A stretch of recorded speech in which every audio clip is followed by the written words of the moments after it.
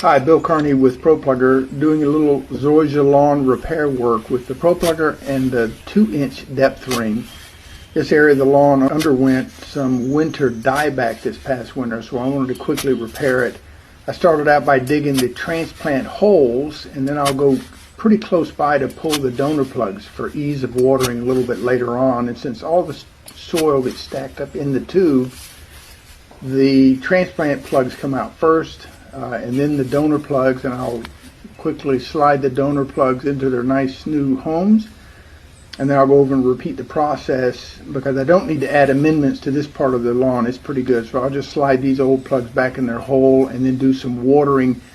a couple of times a day for the first week, and then drop back to once a day for a week or two after that, and then hopefully I'll be able to give you some updated before and after shots. I've got a couple of shots here of the same area about 2 months later, so you can see in that period of time we got pretty much full coverage.